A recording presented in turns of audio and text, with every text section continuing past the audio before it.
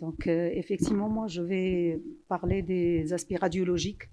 Et donc, Dr Athmani l'a bien dit, la radiologie fait partie intégrante du diagnostic de ces pathologies. Alors, donc, je ne vais pas reprendre. Donc, ça a été déjà dit. C'est des pathologies qui sont souvent rares, très souvent évoquées, mais rarement diagnostiquées. Et Dr Athmani a bien insisté sur les difficultés diagnostiques, que ce soit cliniques ou radiologiques. Donc là, c'est juste pour reprendre un petit peu qu'effectivement, c'est un groupe extrêmement hétérogène où on va retrouver en premier les vascularites primitives du système nerveux central, mais aussi les complications cérébrales de toutes les vascularites systémiques dont vous connaissez très bien la répartition. Donc, ils se répartissent effectivement en fonction de la taille des vaisseaux qui sont touchés en gros et moyen, gros calibre, moyen calibre et petit calibre. Et bien sûr, on retrouve dans le troisième groupe les connectivites et dans un dernier groupe les secondaires. Donc, juste pour insister sur le fait quand même que dans ce groupe des vascularites, l'angéite primitive représente plus de 80%. Donc, c'est quelque chose d'important parce que souvent on évoque les vascularites secondaires aux maladies, on a tendance à penser au lupus, au Gougerot, alors que la vascularite la plus fréquente du système nerveux, c'est la vascularite primitive du système nerveux. Donc ça, il faut le retenir. Et donc, alors que les autres vraiment restent extrêmement rares. Ce que je veux dire, c'est que, quel que soit, bien sûr, le type de vascularite, vous allez avoir les mêmes aspects, à peu près les mêmes aspects radiologiques. Et c'est pour ça que, quand on voit un petit peu la littérature, et comme c'est la pathologie la plus fréquente, les anomalies radiologiques les plus souvent décrites ont été décrites sur des cas d'angéite primitive et non pas d'angéite secondaire. Donc, bien sûr, les moyens diagnostiques, on est dans une atteinte des vaisseaux. Vascularite, c'est par définition une inflammation vasculaire. Donc, on va se diriger justement vers les moyens qui permettent de visualiser les vaisseaux. Et les moyens les plus classiques sont représentés par l'angiographie, bien sûr, digitalisée, l'ARM, l'angioscanner, sauf que effectivement, aucune de ces explorations classiques n'évalue en fin de compte la paroi artérielle. Toutes ces méthodes n'évaluent que la lumière et on va voir le retentissement ou l'anomalie secondaire à l'atteinte vasculaire et non pas la vascularite elle-même. Donc aucun ne permet l'étude de paroi, ni encore moins de montrer l'inflammation. Et ce qui fait que tous ces examens-là ont une très faible spécialité et ne permettent pas, bien sûr, encore d'éliminer les effets secondaires, d'où l'intérêt de plus en plus important de ce qu'on appelle d'une technique d'imagerie innovante et nouvelle qui permet d'analyser directement donc la paroi des vaisseaux qu'on appelle l'imagerie de la paroi vasculaire ou le vessel wall imaging. Je vais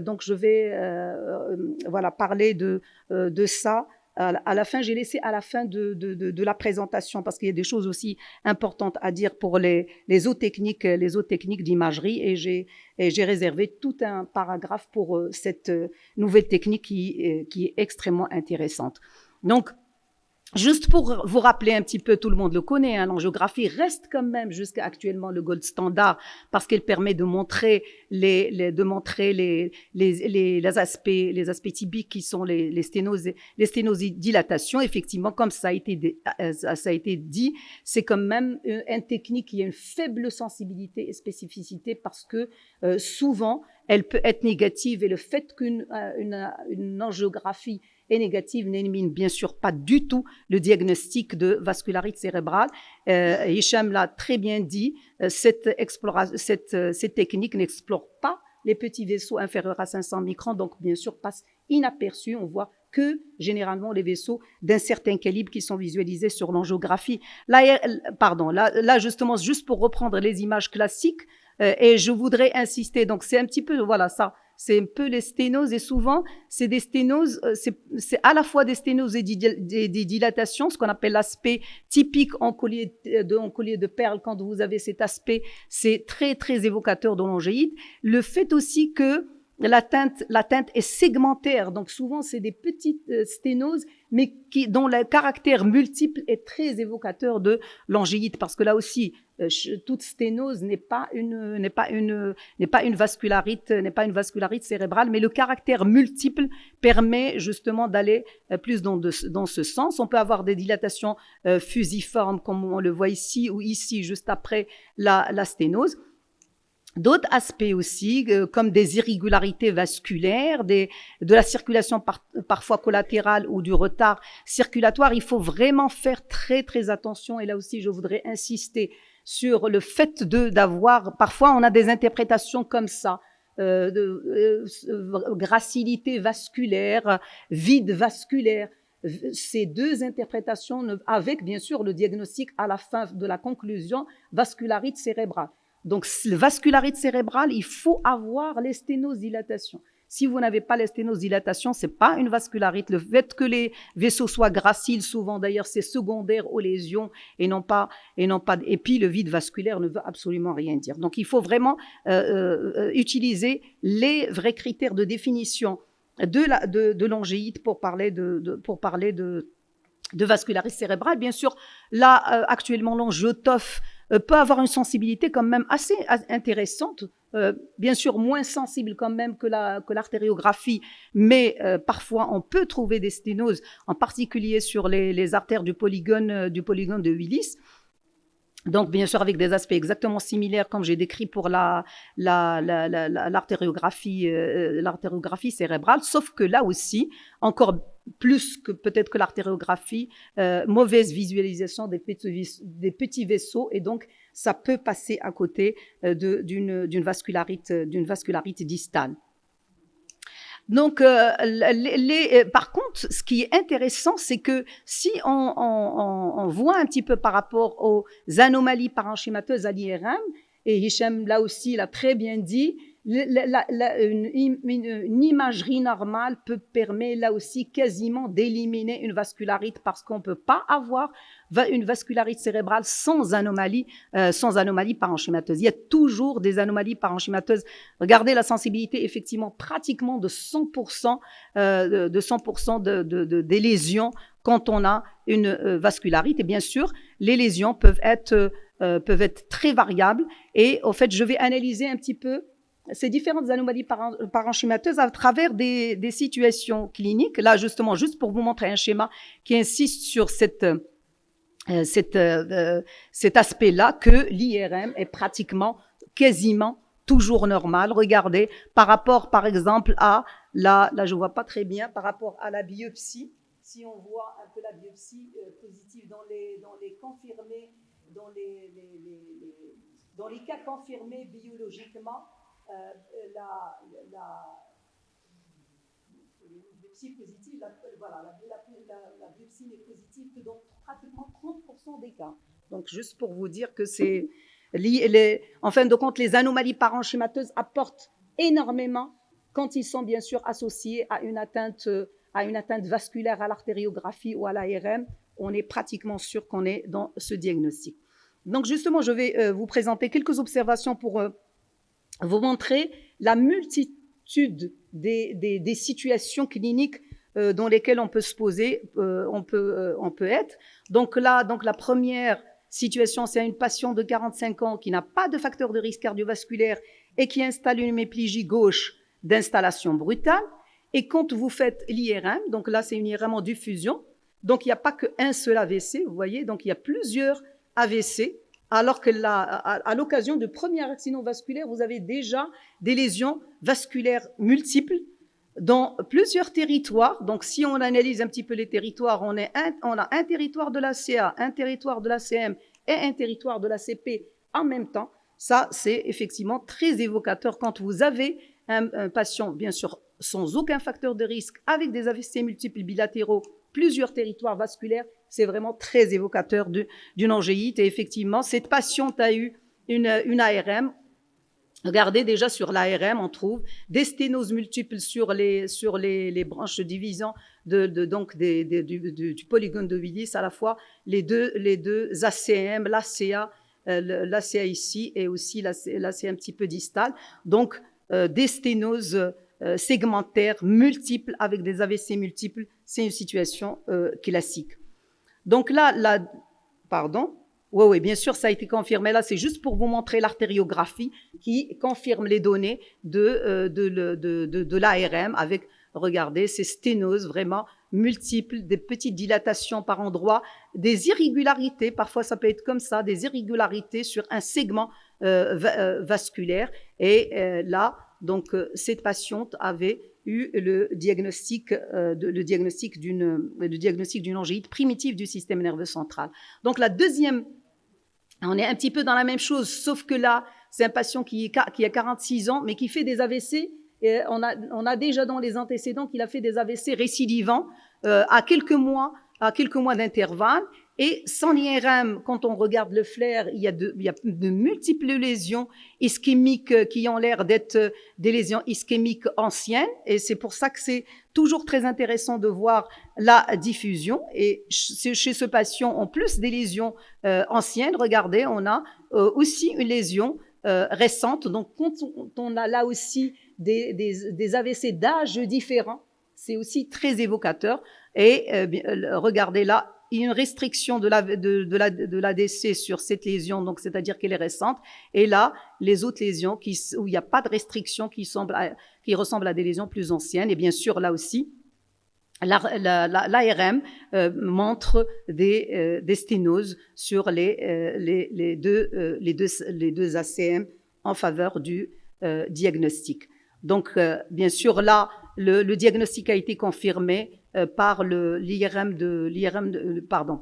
ici, comme on voit, l'IRM de la paroi, qui montre un rehaussement en faveur de ce diagnostic. Mais on va revenir à la paroi tout à l'heure. Troisième situation clinique, c'est un peu différent. On n'est plus dans l'accident vasculaire, mais donc c'est un homme qui a des céphalées depuis quelque temps, avec un déclin cognitif progressif, rapidement progressif quand même sur quelques mois. Et l'IRMT2, regardez, il y a des plages un petit peu d'hypodensité au niveau de la substance blanche, assez floue, bilatérale. Quand même un petit typo-signal ici qui est le témoin d'un saignement. Quand on fait justement le T2 étoile, c'est très très intéressant, je vais le montrer tout à l'heure. Le T2 étoile montre un petit peu des lésions, des petites lésions hémorragiques un peu particulières, hein. Il y a quelques-unes qui sont en punctiforme, il y en a qui sont un petit peu comme ça, allongées. Et quand on fait le T1 avec injection de produits de contraste, on va retrouver là aussi, c'est assez évocateur le fait d'avoir des petites prises de contraste très leptoméningées, punctiformes. Ça aussi, ça peut évoquer, en plus des prises de contraste leptoméningées, on peut avoir aussi des prises de contraste parenchymateuses qui sont en faveur du diagnostic. Et voilà, l'image de profil très intéressante qui montre un petit peu les prises de contraste. Je ne sais pas, est-ce que ça se voit? Moi, je suis un petit peu de profil, mais vraiment, hein, c'est des petites lésions des petites prises de contraste, qui entourent un petit peu les vaisseaux et qui sont assez caractéristiques de la pathologie. Ce patient avait une angiographie justement tout à fait normale. Et le diagnostic est venu par la biopsie cérébrale. Là, donc, c'est le cas d'une de nos patientes, une patiente âgée de 54 ans, qui a des antécédents, qui a fait plusieurs, c'est une malade qu'on connaît depuis pas mal d'années, qui a fait plusieurs épisodes neurologiques associés à des troubles psychiatriques, en fait, des épisodes neurologiques sous forme de troubles psychiatriques, d'ailleurs récidivants, avec des troubles de l'équilibre à la marche, et on avait une notion claire d'une sensibilité aux corticoïdes. Cette patiente, chaque fois qu'on la mettait sous corticoïdes, elle s'améliorait. Regardez son IRM, donc le T2 montrait un peu la même chose que le patient précédent, donc des hypersignaux de de la substance blanche, sans aucune prise de contraste. Mais je vous fais une remarque, nous, je pense qu'on a un problème, un gros problème avec les injections de produits de contraste parce qu'on ne le voit pratiquement jamais, ne serait-ce que dans la sclérose en plaques, parce que je pense que c'est lié à la technique, en particulier au fait que l'intervalle ou le délai n'est pas respecté, parce qu'il faut savoir que il faut faire des acquisitions minimum pour avoir des images. Après contraste, il faut le voir minimum. La séquence doit être prise 5 minutes, entre 5, 10, 15 minutes après l'injection. Je pense que c'est chose qui ne se fait pas parce que on injecte et on prend les clichés très rapidement. C'est tout à fait normal de ne rien voir. Et je suis étonnée justement chez cette patiente qu'on ne voit pas de prise de contraste, alors que regardez regardez le SUI, la séquence SUI, il y a plein d'hémorragies, à la fois, vous voyez un petit peu la plupart sont petites, ils peuvent être là aussi punctiformes, parfois c'est un petit peu comme ça, linéaire, à la fois des micro-hémorragies, mais aussi des macro-hémorragies, on aurait dit une angiopathie amyloïde. On aurait dit une angiopathie amyloïde, mais c'est pas ça. C'est pas tout à fait l'aspect d'ailleurs.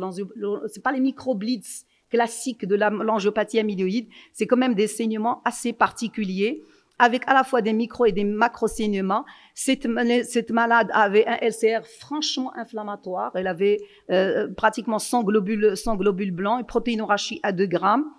Là aussi, angiographie tout à fait normale, bilan immunologique négatif, et il s'agit très probablement d'une forme hémorragique. D'ailleurs, c'est une malade qui répond très bien aux corticoïdes. Il y a une forme hémorragique qu'il faut connaître. Parfois, il y a des formes hémorragiques d'angéite cérébrale. Non, mais justement. Non, c'est pas un diagnostic différentiel. Non, mais c'est pas la forme. Non, je vais montrer. Au contraire. De plus, on les décrit. Retenez cette image et je vais vous montrer les images de la littérature, d'ailleurs, tout de suite. Parce que, d'ailleurs, voilà. Ça, c'est un papier, donc, qui vient d'être publié, qui insiste justement sur l'intérêt du SUI. D'ailleurs, le SUI, c'est un peu, pratiquement 4 à 5 fois plus supérieur au T2 étoile. Donc, l'écho de gradient, il ne faut pas se suffire d'un écho de gradient. C'est des images qu'on peut ne pas voir sur l'écho de gradient. Il faut demander cette séquence qui est la séquence SUI, qui est beaucoup plus sensible pour les hémorragies. Regardez, donc ils ont rapporté 56 patients avec biopsie confirmée positive sur pratiquement les 54 cas avaient un SUI positif. Et c'est des images qui ressemblent aux images de notre patiente. Le SUI, c'est l'image au centre. Là, c'est les images en diffusion. Le SUI au centre sur c'est 3 malades différents et la prise de contraste. Regardez, c'est pratiquement la même chose. Hein. Regardez le 3e cas où on a des hémorragies multiples. C'est pas les hémorragies vraiment. Même dans leur aspect, c'est pas comme ça l'angéite cérébrale. Et bien sûr, quand vous avez des prises de contraste, que ça soit des prises de contraste nodulaires ou comme un petit peu ce que je vous ai montré tout à l'heure, des prises de contraste punctiformes comme ça, qui sont dans le parenchyme cérébral, c'est très évocateur. Et d'ailleurs, ils insistent sur le fait que même ces formes hémorragiques doivent faire partie des aspects assez classiques de l'angéite primitive. Donc, c'est décrit de plus en plus et il y a pas mal de publications sur ces formes hémorragiques. Le 3e cas de figure, c'est un homme de 33 ans qui présente des crises convulsives. Donc venu dans un tableau de crise convulsive avec des troubles de la vigilance, mais on a la notion qui depuis quelque temps il fait une dégradation progressive des troubles cognitifs d'installation progressive.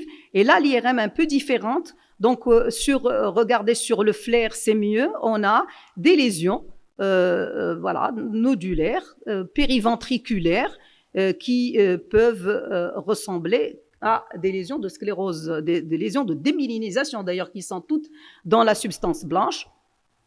D'ailleurs, c'est ce qu'on appelle les formes démyélinisantes d'angéite primitive, avec des prises de contraste, à la fois parenchymateuses et aussi leptoméningées, et l'artériographie qui montre des sténoses avec l'agrandissement ici, regardez, des sténoses segmentaires.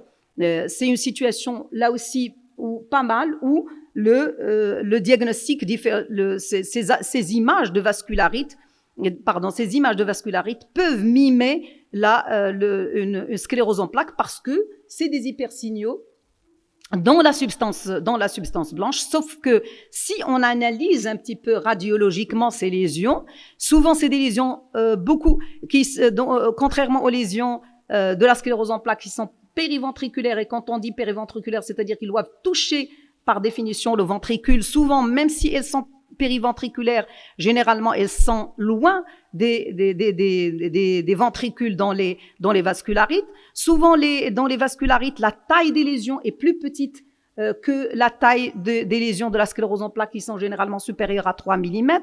Souvent, bien sûr, les lésions, vous le savez, de sclérose en plaques prédominent dans le corps calleux, alors que dans les vascularites, il y a un respect du corps calleux. Donc, on peut, voilà, si on analyse vraiment bien les lésions, et bien sûr, c'est les lésions de la sclérose en plaques, classiquement, il y a une prise de contraste, alors que dans les lésions vasculaires, les lésions elles-mêmes, on peut avoir bien sûr des prises de contraste que je vous ai montrées tout à l'heure, mais les lésions elles-mêmes ne prennent pas de façon habituelle le produit de contraste. Donc, il y a pas mal d'éléments qui nous permettent de différencier quand on est dans cette situation-là. Et justement là, pour enchaîner dans l'angéite, on peut avoir plusieurs types de plusieurs types de prises de contraste. Les prises de contraste un petit peu, désolé, je ne vois pas très bien là, je ne sais pas où je suis. Donc, des lésions un petit peu justement nodulaires, des lésions, je vous ai montré tout à l'heure, des lésions un petit peu punctiformes, des lésions un petit peu comme l'anneau ouvert de la sclérose en plaques, sauf que là, regardez, il y a plusieurs.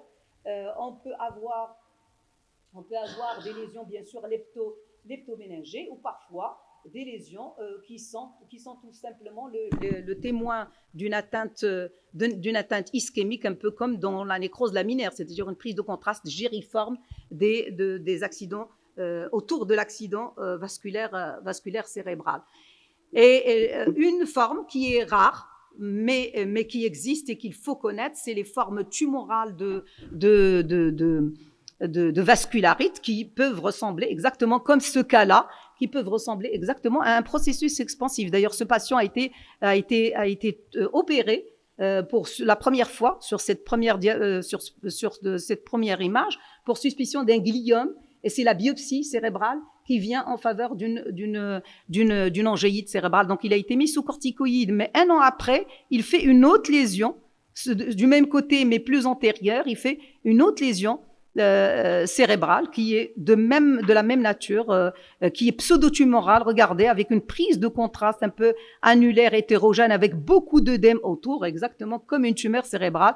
Et bien sûr, la mise sous, c'est un malade qui a été mis sous double association corticoïde mycophénolate avec, regardez, une amélioration sous corticoïde et la biopsie, bien sûr, qui confirme le résultat.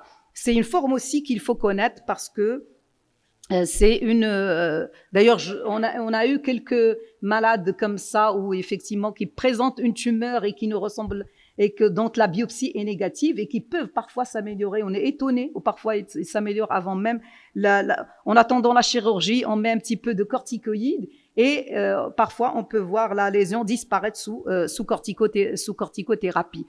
Donc là justement, c'est un peu les derniers guidelines qu'a montré Hicham pour vous dire un petit peu que effectivement ces lésions, c'est intéressant en fait ces guidelines, ils sont intéressants à analyser parce que c'est quand même sur 18 études, 600 patients, et donc là ils ont repris un petit peu tous les aspects en voyant un petit peu lesquels sont les plus fréquents. Ce qui ressort et ce qui est logique, c'est essentiellement les accidents vasculaires aigus multiples, donc ils représentent pratiquement 20% des cas. La prise de contraste est très importante, qui est pratiquement dans la même proportion, 20% des cas, alors que les formes, bien sûr, il y a les formes hémorragiques, ils sont en 3e position avec 13% des cas, et par contre, les formes, regardez, les formes tumorales ne représentent que 4% des cas. Et effectivement, l'atteinte de la moelle épinière est pratiquement exceptionnelle. Et donc, justement, on est arrivé un petit peu un peu si on veut résumer, on a l'impression qu'effectivement, il y a deux pathologies actuellement complètement différentes. Et il y a une pathologie qui se manifeste essentiellement par des accidents vasculaires avec une atteinte des gros faisceaux à l'artériographie et d'ailleurs qui se manifestent cliniquement essentiellement sous forme de déficits focaux et où là, souvent quand même la biopsie est négative et qui sont, la deuxième forme qui est une forme complètement différente où c'est l'atteinte des petits vaisseaux qui est prédominante. Et là, bien sûr, le diagnostic va venir par la biopsie, alors que l'angiographie est pratiquement négative dans plus de 77% des cas. Et souvent, effectivement, là, l'évolution est généralement beaucoup plus progressive que dans la forme classique. Et effectivement, là, c'est un très beau papier, un petit peu justement, qui a essayé de reprendre la classification de ces deux entités actuellement qui sont complètement différentes de l'angéite primitive, qui sont effectivement les petits vaisseaux et les gros vaisseaux, avec une distinction effectivement complètement différente sur le moyen du diagnostic ou dans la première. Dans les small vessels, c'est essentiellement la biopsie qui va donner le diagnostic, alors que l'angiographie est généralement négative, alors que dans les larges et moyens vaisseaux, là, généralement, c'est l'angiographie qui va donner le diagnostic et la biopsie est négative. Et justement, il ne faut pas s'attendre à avoir l'association à la fois des deux éléments positifs et l'artériographie et la biopsie pour poser le diagnostic positif. Donc là, j'arrive un petit peu à l'imagerie et je vois que le temps, j'ai terminé le temps? Ah ouais, donc l'imagerie, je suis désolée. Donc l'imagerie de la paroi, rapidement. L'imagerie de la paroi, c'est vraiment l'examen de référence actuellement avec une sensibilité, regardez, ça n'a rien à voir avec l'artériographie, une sensibilité, une spécificité pratiquement de 90%. Ce qu'il y a, et j'insiste sur ça, c'est que la technique est extrêmement importante. On ne peut pas dire qu'on fait de l'imagerie de la paroi si on n'est pas sur des 3 Tesla, haute résolution. D'ailleurs, le vessel wall, ça s'appelle haute résolution vessel wall. Donc, il faut avoir des techniques. On ne peut pas dire qu'on fait de l'imagerie à 1,5. C'est pas seulement la soustraction du signal du sang, mais aussi, il faut aussi faire une soustraction du signal du LCR, donc les deux, pour pouvoir dire, et bien sûr, au moins 2 axes perpendiculaires et un axe orthogonal. Donc là, c'est juste pour vous montrer un petit peu que normalement, un vaisseau normal ne prend pas le produit de contraste et je vais vous expliquer pourquoi. Et cette étude de la paroi permet de différencier entre vascularite où il y a un épicissement vasculaire mais avec une prise de contraste généralement concentrique. C'est pas seulement la prise ou non de contraste, mais c'est le type de prise de contraste. Est-ce qu'il est concentrique ou excentrique qui permet de différencier des autres diagnostics, en particulier de l'athérome, qui constitue le premier diagnostic différentiel. Donc là, juste pour vous expliquer pourquoi il n'y a pas de prise de contraste sur les vaisseaux normaux, parce qu'il y a une grande différence entre les vaisseaux et extracrâniens. Les vaisseaux intracrâniens, il n'y a pas de vasavasarum parce que en fait, c'est les vasavasarum qui prennent le produit de contraste. Les vasavasarum, c'est les vaisseaux nourriciers des vaisseaux. Regardez la différence. Là, il y a des vasavasarum. Là, il n'y a pas de vasavasarum. C'est pour ça que, en fait, il n'y a pas de prise de contraste sur les intracrâniens. Donc là, juste pour vous montrer un petit peu la supériorité entre un TA normal injecté justement une imagerie de la paroi. Et là aussi, pourquoi justement ça doit être fait dans des centres de référence? Parce qu'il y a énormément d'artefacts et justement de pièges qui peuvent donner des fausses impressions de prise de contraste. Le premier piège est expliqué tout simplement par le fait que au niveau de la base du crâne, les vasavasarum peuvent suivre un petit peu parce qu'ils sont normalement ils s'interrompent à l'entrée de la dure mère, alors que justement ici ils peuvent parfois au niveau de la base du crâne ils peuvent suivre et vous pouvez avoir une fausse impression tout simplement. C'est les vasavasarum qui se continuent, donc il faut jamais interpréter les coupes au niveau de la base du crâne, ça d'une part. D'autre part, vous pouvez avoir les problèmes de piège tout simplement par problème de flux lent, parce que le flux n'a pas la même vitesse à l'intérieur du vaisseau par rapport à la périphérie du vaisseau. Vous pouvez avoir la périphérie des vaisseaux, souvent les flux sont plus longs et donc ils ne sont pas soustraits. Et vous allez avoir exactement comme cette image, c'est pratiquement une image de dissection, alors que tout simplement c'est un flux lent. Alors que quand on fait justement l'ARM, l'injection de produits de contraste, il n'y a même pas de rétrécissement. On peut avoir aussi tout simplement une veine qui est adjacente au vaisseau qui prend le contraste et on va la prendre pour une prise de contraste, alors au fait que c'est une veine adjacente, ou bien aussi, on peut avoir des prises de contraste, parce que sachez-le là aussi, je ne le savais pas, les vasavasaromes peuvent se développer avec l'âge, alors qu'ils n'hésitent pas, plus on avance dans l'âge, plus il y a des vasavasaromes qui vont se, en particulier quand il y a des facteurs de risque, qui vont se former à l'intérieur, et c'est pour ça que c'est vraiment très très difficile d'interpréter cette imagerie chez le sujet âgé ou ayant des facteurs de risque. Donc juste pour vous dire qu'il y a beaucoup quand même de limites. Rapidement, les diagnostics différentiels parce que tout ce qui est épaississement ou sténose ne veut pas dire vascularite. L'athérome aussi peut donner justement une sténose, d'autant plus que là aussi il faut le savoir, l'athérome intracrânien souvent il est multiple. Donc on n'est même pas. Donc souvent on peut avoir des sténoses multiples qui peuvent ressembler à une vascularite, alors que tout simplement c'est un athérome. Et regardez l'intérêt de la paroi, c'est que justement l'imagerie de la paroi permet de vous montrer qu'en fin de compte c'est pas l'épaississement concentrique. Vous avez un épaississement excentrique avec bien sûr une prise de contraste excentrique de la paroi et qui est le témoin beaucoup plus d'un athérome que d'une vascularite. Le deuxième, voilà, donc juste pour vous montrer un petit peu la prise de contraste concentrique dans la vascularite, la prise de contraste excentrique dans la plaque, et ce qui montre l'intérêt, ça c'est extraordinaire, on ne peut pas le voir avec n'importe quelle technique.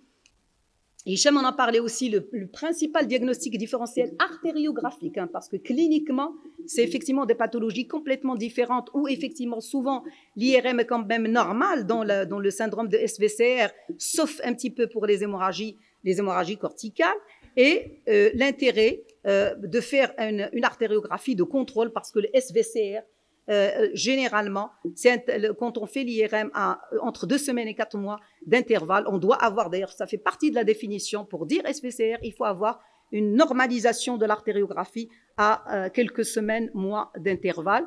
La maladie de Moya-Moya, mais rapidement, la maladie de Moya-Moya, de toute façon, c'est pas du tout, c'est le siège des lésions qui permet de différencier le Moya-Moya, parce que le Moya-Moya, souvent, c'est la terminaison des carotides et c'est les branches proximales des carotides. Et là aussi, regardez, le Moya-Moya, c'est un épaississement de l'intima, et vous allez avoir un épaississement concentrique avec souvent ce réseau qui permet le diagnostic.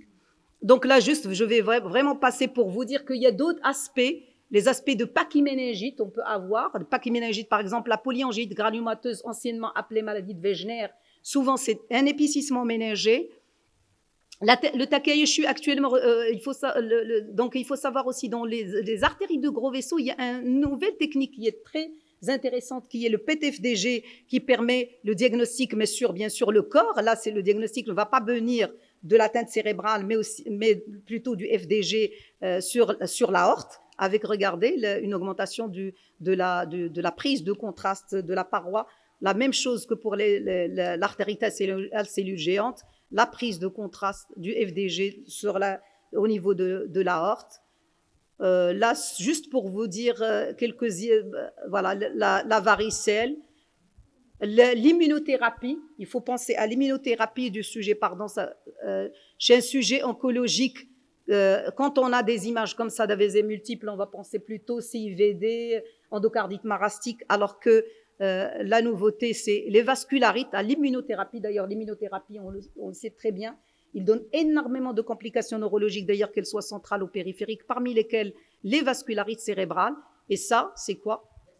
Bien sûr, là, on n'a besoin ni de l'artériographie, c'est peut-être c'est la seule vascularite où on a besoin ni de la biopsie, parce que l'image est tellement extraordinaire et caractéristique. Tout le monde connaît cette image. C'est dommage, je vous ai montré, c'est dommage. Ça a été décrit, ce signe particulier de la maladie de Behçet, qui est le cascade signs, effectivement. on aurait dû on en a tellement vu de cascades. J'étais un peu voilà, frustrée. Je me suis dit, ça on aurait pu le publier, nous. Voilà.